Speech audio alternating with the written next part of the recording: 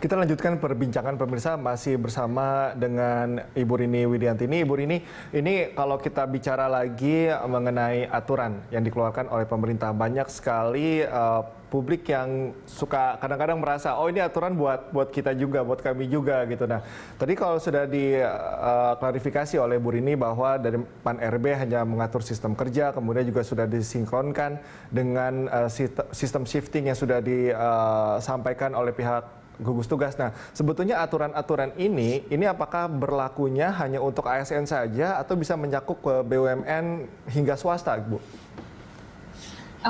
Sebenarnya yang dibuat oleh Menpan, karena kewenangannya Menpan kan hanya untuk ASN ya, aparatur sipil negara. Jadi kita nggak bisa mengatur untuk tenaga kerja yang lainnya, kemudian BUMN, karena masing-masing sudah ada yang mengatur. Nah, nanti setelah ini memang akan ditugaskan khusus untuk tenaga kerja di luar ASN, itu akan diatur sendiri oleh Kementerian Tenaga Kerja. Nanti kalau khusus untuk BUMN diatur oleh Kementerian BUMN gitu ya. Jadi memang sumber daya manusia di kita memang kita sudah dibagi kementeriannya begitu, supaya memang lebih fokus ya, karena memang kita Menpan khusus untuk ASN saja. Gitu. Jadi kalau misalnya tadi yang disampaikan tadi mengenai sistem kerjanya, perlu saya sampaikan bahwa yang SE gugus tugas yang nomor 18 yang mengenai shift kerja itu juga berlaku kalau memang dibacanya baik untuk instansi pemerintah, swasta maupun BUMN. Kalau yang tadi ya mengenai shift kerja yang Jabodetabek tadi itu berlaku demikian.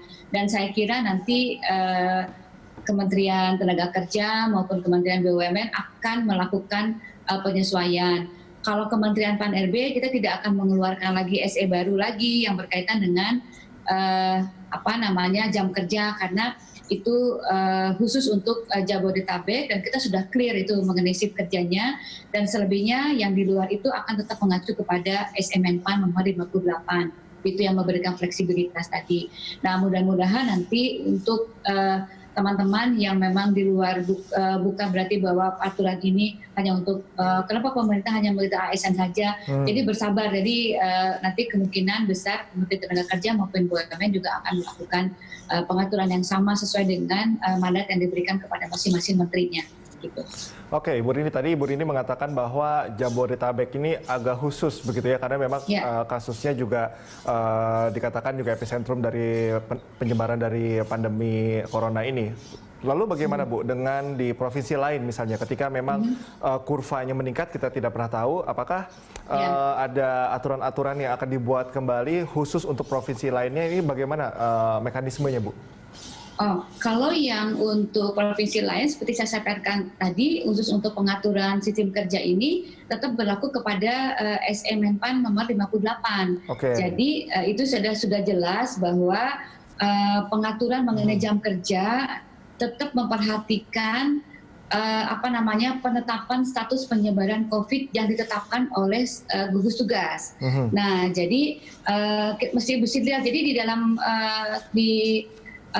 gugus tugas itu dia punya semacam dashboard yang bisa kita buka linknya selama 24 jam mengenai status penyebaran COVID. Nah, nanti instansi pemerintah silakan menyesuaikan. Contohnya misalnya nih ya, ada misalnya pemerintah daerah yang masih PSBB-nya full, misalnya masih PSBB masih ketat sekali, maka untuk ASN di sana silakan menggunakan WFH secara full. Tapi kalau misalnya masih sudah mulai masa transisi gitu ya, seperti ada DKI, maka kita bagi lagi, silakan dibagi lagi untuk bisa WFH maupun WFO gitu. Nah, WFO-nya juga kita atur lagi seberapa banyak yang bisa WFO.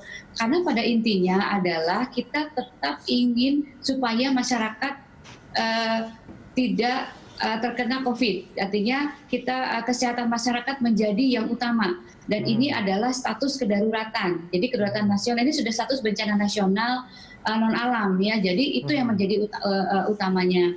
Dan tentu saja selain tadi yang disampaikan berkaitan dengan penetapan daripada gugus tugas, tetap harus memperhatikan protokol kesehatan dari yang ditetapkan dari Kementerian Kesehatan gitu. Jadi Menpan sudah lengkap di situ menyampaikan link-link mana saja, atau artinya ketentuan-ketentuan mana saja yang harus diperhatikan di dalam penetapan sistem kerja nanti untuk ASN. Bu Rini, ini kalau kita bicara lagi mengenai instansi yang paling sering untuk melakukan pelayanan, kita katakanlah kelurahan begitu. Nah, ini apakah sebetulnya masyarakat sudah mulai banyak yang memanfaatkan sistem pelayanan secara online, atau selama ini evaluasi masih melihat bahwa banyak sekali masyarakat yang ingin melakukan pelayanan secara tatap muka, padahal itu masih bisa dilakukan melalui online begitu, Bu? Ya betul. Inilah yang kita kita tetapkan bahwa sekarang ini semua unit-unit yang melaksanakan di dalam SE Menpan nomor 58 tadi, kita menyampaikan bahwa semua unit-unit yang melakukan fungsi pelayanan publik harus segera bertransformasi. Transformasinya adalah harus sekarang mengurangi atau mempersingkat bisnis prosesnya. Yang dulu perizinannya panjang, dan ini adalah kesempatan untuk kita persingkat bisnis prosesnya, gitu ya. Kemudian yang kedua,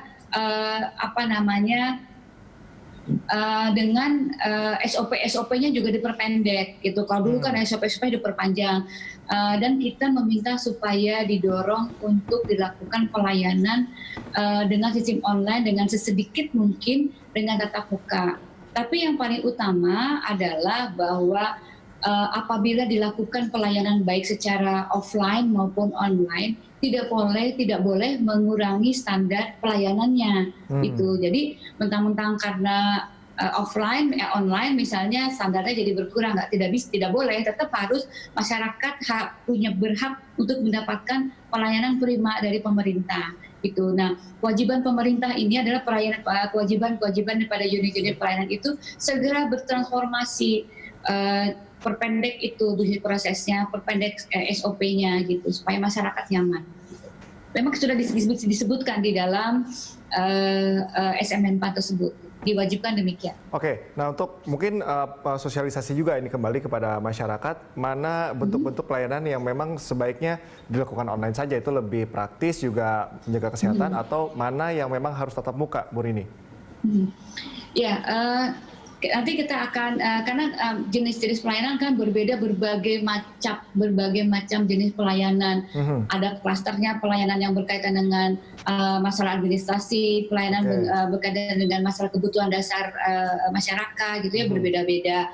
Kalau memang kalau memang pelayanan yang bersifat administrasi saja, sebaiknya segera dilakukan online gitu ya. Dan ini sudah dilakukan oleh kementerian dan lembaga, sudah mulai bergerak gitu. Ini kan kita itu situasi kita kedaruratan kan di luar dugaan kita semuanya begitu ya, masa Covid ini, dan ini menurut saya adalah kesempatan kita semuanya kesempatan dari seluruh instansi pemerintah untuk segera melakukan transformasi dengan segera memanfaatkan teknologi informasi di dalam penyelenggaraan pemerintahan. Jadi itu.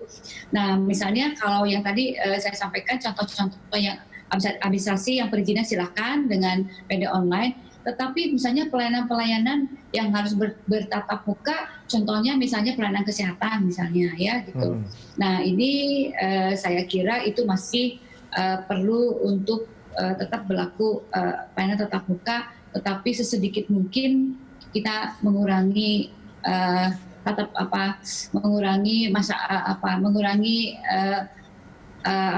bisnis proses yang memang bisa menyebabkan tumbuhnya atau penyebaran COVID ini gitu.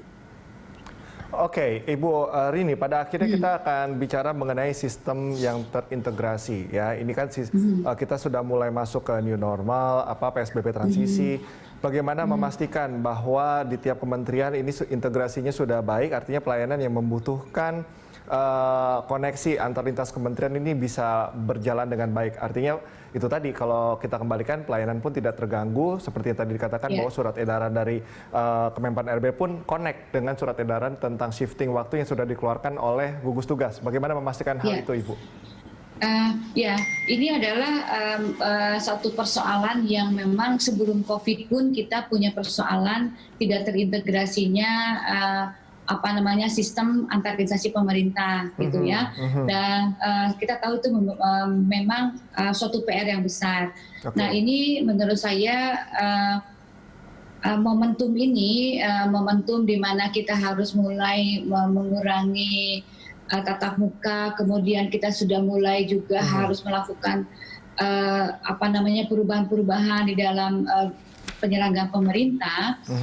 Sudah saatnya kita sudah segera menggunakan menggunakan sistem pemerintahan berbasis elektronik yang sedang kita kembangkan.